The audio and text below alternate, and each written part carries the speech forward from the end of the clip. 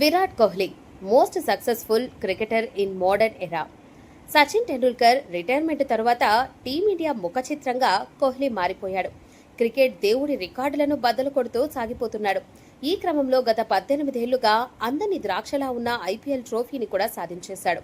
June 3న జరిగిన ఫైనల్లో Punjab Kings ను ఓడించిన ఆర్సీబీ తొలిసారి ఐపీఎల్ ఛాంపియన్ గా నిలిచింది. దాంతో కోహ్లీ ఖాతాలో ఐపీఎల్ ట్రోఫీ కూడా చేరింది. అయితే తనకెంతో ఇష్టమైన ఫార్మాట్ లో కప్పు మాత్రం గెలవలేకపోయాడు. ఈ ఒక్క ట్రోఫీ మాత్రం కోహ్లీ ఇప్పటి వరకు గెలవలేకపోయాడు. ఫ్యూచర్ లో కూడా ఈ ట్రోఫీని కోహ్లీ గెలవడం కష్టమే అని చెప్పడంలో ఎలాంటి సందేహం లేదు. ఎందుకంటే టీమిండియా కూడా ఇప్పటి వరకు ఈ ట్రోఫీని గెలవలేకపోయింది.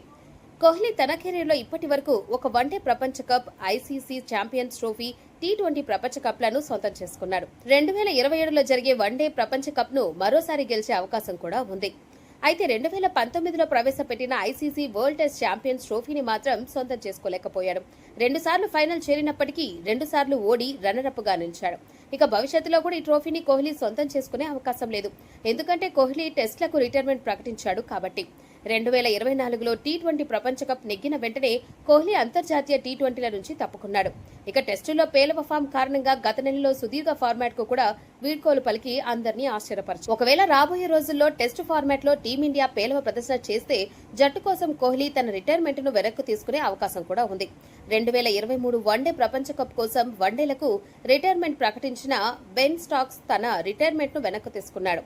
టెస్టుల్లో టీమిండియా పేలవ ప్రదర్శన చేస్తే అతడు మళ్లీ టెస్టుల్లో పునరాగమనం చేసే అవకాశం ఉంది. ప్రస్తుతం కోహ్లీకి 35 ఏళ్లు. ఎంత లేదనుకున్నా మరో 2 ఏళ్ల పాటు క్రికెట్ ఆడే సత్తా ఉంటుంది. అందులోనూ కోహ్లీ ఫిట్నెస్ గురించి ప్రత్యేకంగా చెప్పనక్కర్లేదు. ఈజీగా ఇంకో 5 ఏళ్లు క్రికెట్ తాను ఆడగలడు. ధోనీనే ఇప్పటి వరకు ఆడుతున్నప్పుడు కోహ్లీ ఎందుకు ఆడలేడు? చూడాలి మరి రాబోయే రోజుల్లో కోహ్లీ ప్రస్థానం ఎటువైపు సాగుతుందో.